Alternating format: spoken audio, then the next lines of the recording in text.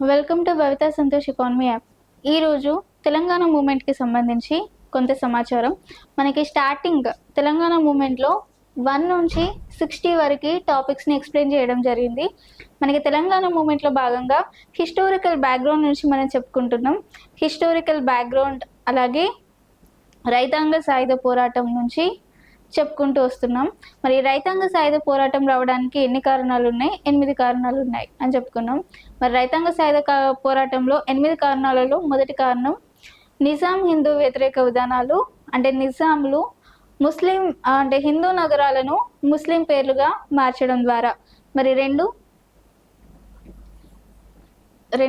గడీల వ్యవస్థ. మనకి గడీలకు సంబంధించి దొరలు ఏ విధంగా ప్రజలను అన్యాయం చేశారో, ఏ విధంగా వారు విద్యకి అలాగే పుడితే పన్ను చస్తే పన్ను అలా మనల్ని రకరకాలుగా పీడించుకొని తినడం జరిగింది. మరి ఇది గడీల వ్యవస్థకు సంబంధించి. మరి గడీల వ్యవస్థకి సంబంధించి మనకి నిజాం వ్యతిరేక విధానాలకి నుంచి సెకండ్ రైతాంగ సాయుధ పోరాటం వరకు మాట్లాడుకున్నాం. అంటే సెకండ్ గడీల వ్యవస్థ వరకు మాట్లాడుకున్నాం. మరి గడీల వ్యవస్థలో ఇంకా కొంత సమాచారం. దాంట్లో ఫస్ట్ వన్, మనకి తెలంగాణలో గడీలలో మంచి గడులు ఉన్నాయి, అలాగే చెడ్డ గడీలు కూడా ఉన్నాయి. మరి మంచి గడీలలో కిరాతకమైన గడులలో ఒకటి విష్ణూరు గడి, 2 సూర్యాపేట గడి, సూర్యాపేట గడి, విష్ణూరు గడి, సూర్యాపేట గడి. మరి ఈ 2 గడిలు తెలంగాణలో అతి కిరాతకమైన గడిలుగా చెప్పుకోవచ్చు. మరి విష్ణూరు గడి అనేది ఏ జిల్లాలో ఉంది అంటే జనగామ జిల్లాలో ఉంది. మరి విష్ణూరు గడికి సంబంధించి ఈ దొర అత్యంత కిరాతకమైన వ్యక్తి అని చెప్పుకున్నాం. మరి విష్ణూరు గడిని 1936 to 40 మధ్యలో నిర్మించారు. మరి 1936 to 40 మధ్యలో గడిని నిర్మించినప్పుడు ఈ గడి నిర్మాణానికి 1 నయా పైసా కూడా ఖర్చు కాలేదు. ఎంత? 1 నయా పైసా కూడా ఖర్చు కాలేదు. ఎందుకంటే ఈ గడికి సంబంధించి అందరినీ వెట్టి చాకరీ చేయించుకొని గడిని నిర్మించుకోవడం జరిగింది. ఆ విధంగా అలాంటి కిరాతకమైన వెట్టి చాకరీలు చేయించుకునేవాడు. ఈ విషయాన్ని కూడా మాట్లాడుకున్నాం. ఇప్పుడు సెకండ్, మరి అదే రాపాక రామచంద్ర రెడ్డికి సంబంధించి ఆయన ప్రజలపై అనవసరంగా పన్నులను విధించేవాడు, అలాగే చాలా రకాలుగా అరిగూసలు పెట్టుకునేవాడు.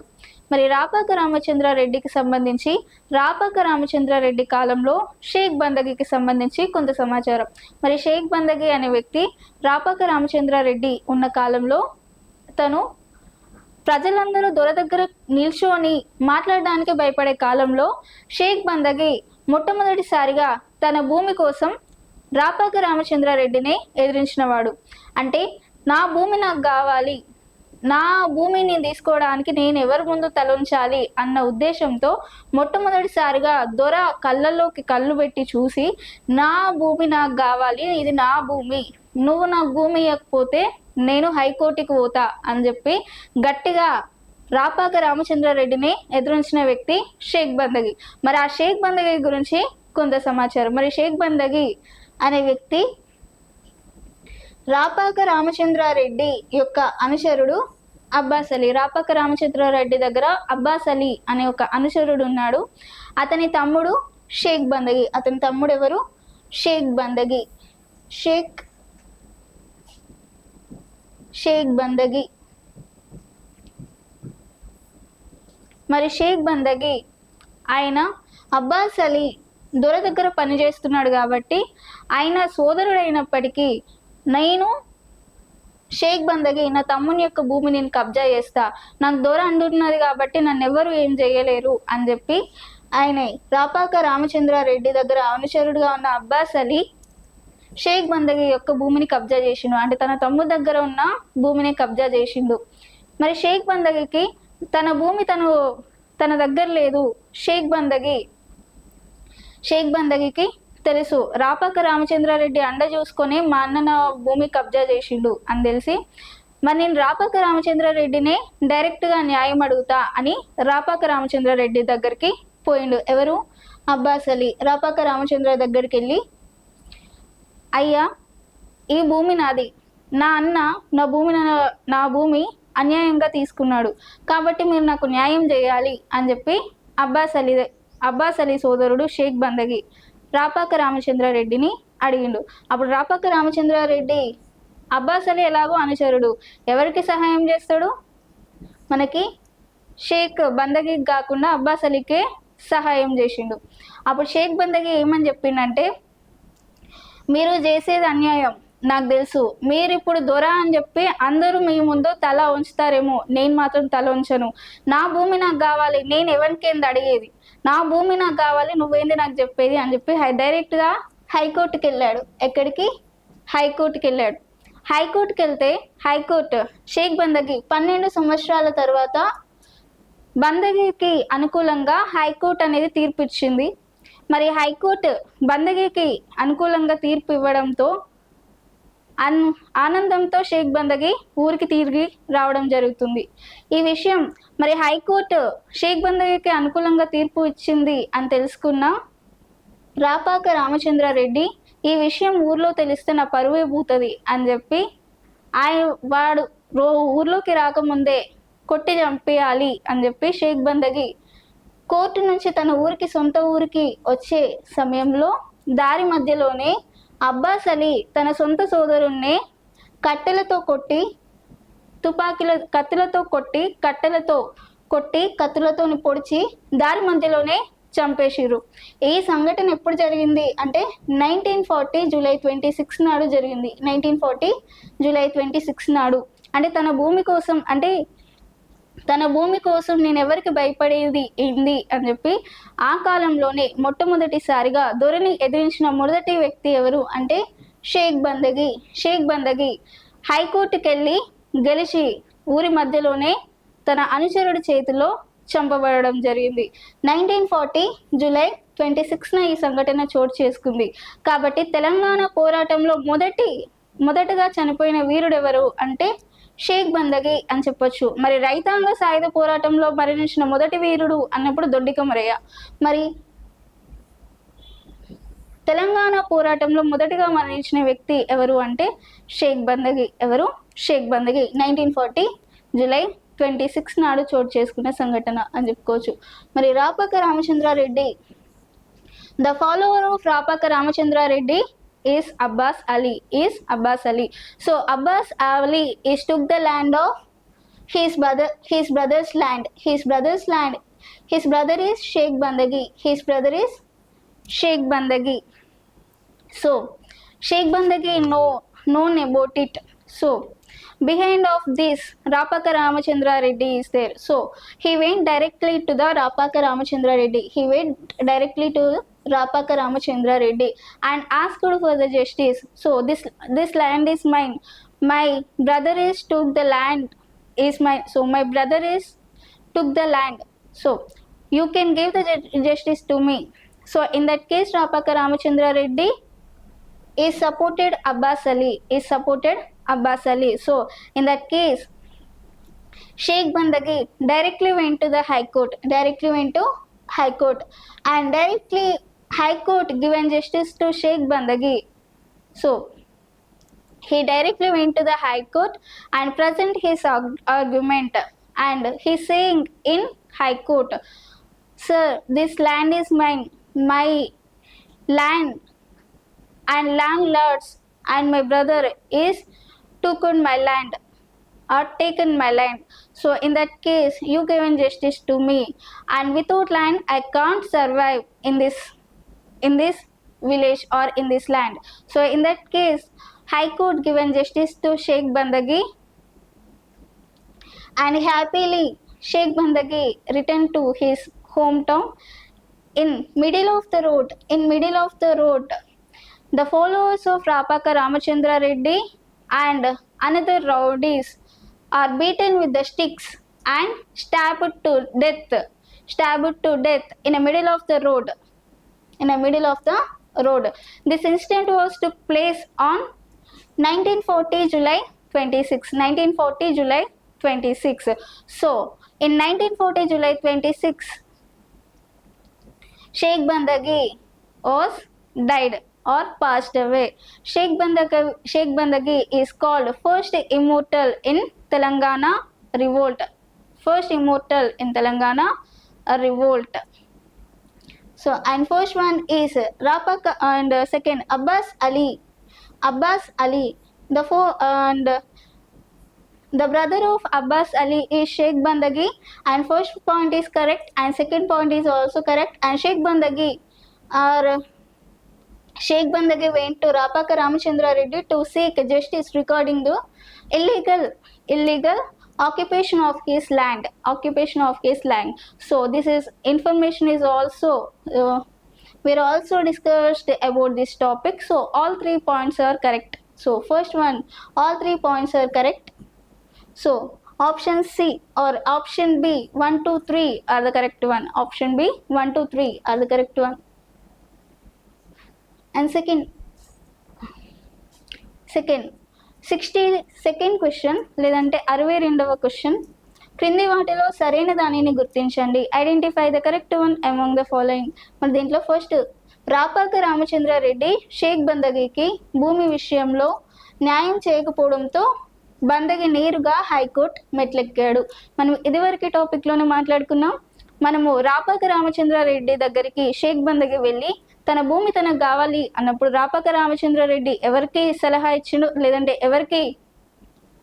ఎవరి అండగా నిల్చున్నాడు? అబ్బాస్ అలీ పక్కన నిల్చున్నాడు. అంటే అబ్బాస్ అలీనే సపోర్ట్ చేసిండు, షేక్ బందగిని సపోర్ట్ చేయలే. కాబట్టి ఫస్ట్ పాయింట్ అనేది కరెక్ట్.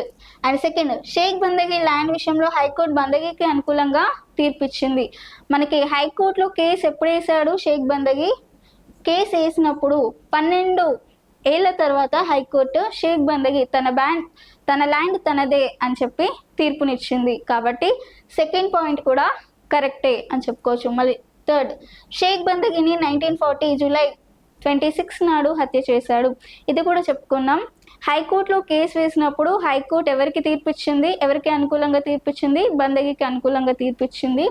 ఇప్పుడు బందగి ఊర్లోకి వస్తే తన పరువు పోతుంది అని తెలుసుకున్న రాపాక రామచంద్రారెడ్డి తన అనుచరులతో ఊరి మధ్యలో కట్టెలతో కొట్టి కత్తులతో పొడిపించి చంపించాడు. ఏ రోజు? 1940 జూలై 26. కాబట్టి ఈ లాస్ట్ 3 పాయింట్స్ కూడా కరెక్టే. ఇదివరకు టాపిక్లో మాట్లాడుకున్నాం. So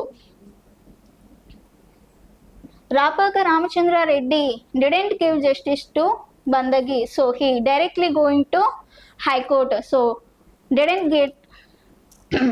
give justice to Sheikh Bandagi. So this point is also correct. We already discussed about this. And second, High Court given justice to Sheikh Bandagi regarding his land. So High Court given justice to Sheikh Bandagi. Yeah, given justice. So in that case, he happily went to his hometown. And third point is Sheikh Bandagi was assassinated on 1940 July 26. Yes, Sheikh Bandagi was assassinated on 1940 July 26 in middle of the road. He beaten with the sticks and stabbed to death in the middle of the road. This incident took place on 1940 July 26. This is also discussed. We are already discussed. So 62. Option B 1, 2, 3 are correct. 1, 2, 3 are correct. Next, 63వ question, క్రింది వాటిలో సరైన దానిని గుర్తించండి. తెలంగాణ గడ్డపైన దొరని ఎదిరించి తన ప్రాణాలను అర్పించిన మొట్టమొదటి యువకుడు షేక్ బందగి. ఇది కూడా మాట్లాడుకున్నాం. మనకి తెలంగాణ గడ్డపైన అంతకుముందు దొర కళ్ళలో కళ్ళు పెట్టి చూడాలంటేనే భయం ఒక్కొక్కరికి. అలాంటి సమయంలో ఈయన డైరెక్ట్గా మనకి రాపాక రామచంద్రారెడ్డిని డైరెక్ట్గా ప్రశ్నించాడు. ఆయనకి తీర్పుకి వ్యతిరేకంగా హైకోర్టులో కేసు వేసిండు. కాబట్టి తెలంగాణ గడ్డపై మొట్టమొదటిగా రాపాక రామచంద్రారెడ్డిని ఎదిరించిన వీరుడెవరు అంటే షేక్ బందగి. దొర మొట్టమొదటిసారిగా అప్పుడు దొర తీర్పుకి అసలు ఎదురే లేదు. అంటే దొర ఏదైనా తీర్పు ఇచ్చిందంటే అదే కరెక్ట్, అంతే.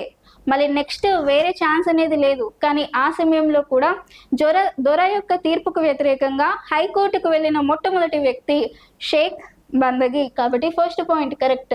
So Sheikh Bandagi was the first young man on the land of Telangana who resisted anarchies of Dora. who resisted anarchies of Dora. So the first point is correct. మరి సెకండ్, షేక్ బందగి స్వస్థలం జనగామ జిల్లా దేవరుప్ల మండలం Kamareddy Gudem.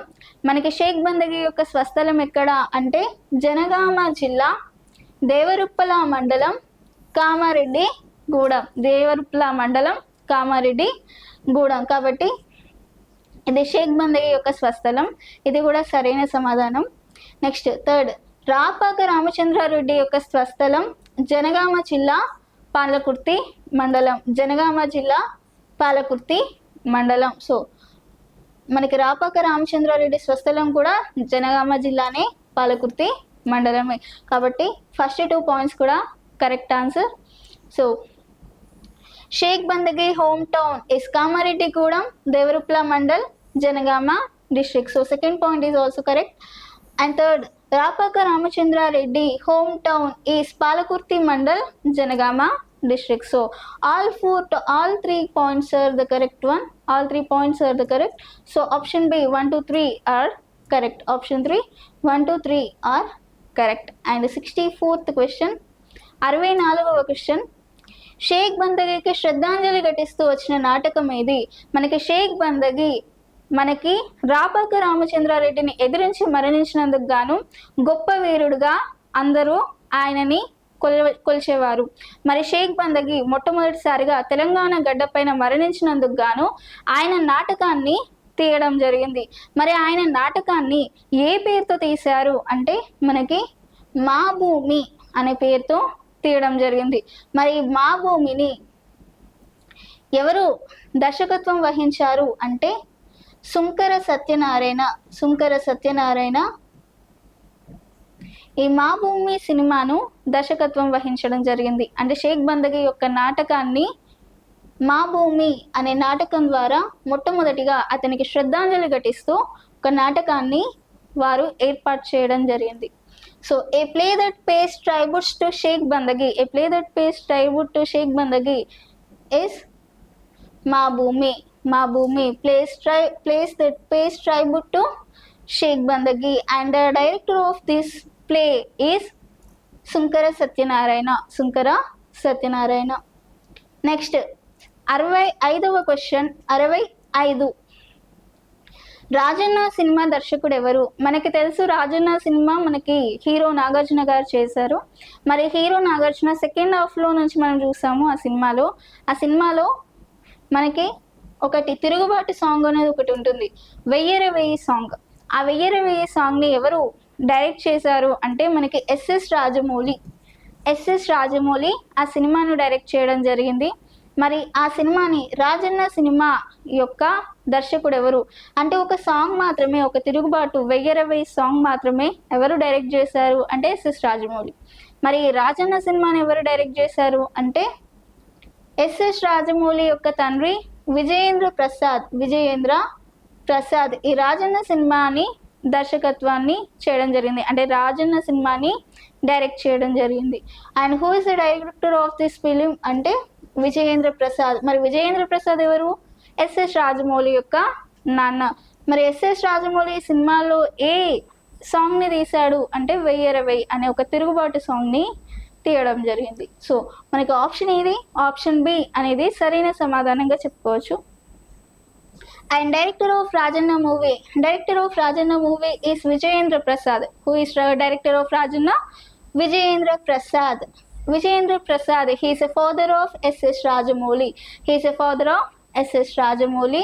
So, and Vijayendra Prasad made the movie Rajanna. In that movie, S.S. Rajamouli composed a song. The song is Vayyaravi. And after that, the director of the movie is Vijayendra Prasad. మరి ఇది ఈరోజు తెలంగాణ మూమెంట్కి సంబంధించి. మీకు ఇలాంటి topics ఇంకా కావాలి అనుకుంటే ఖచ్చితంగా భవిత సంతోష్ ఎకానమీ యాప్ను పర్చేస్ చేసేయండి. అలాగే ఛానల్ని సబ్స్క్రైబ్ చేయండి. Thank you.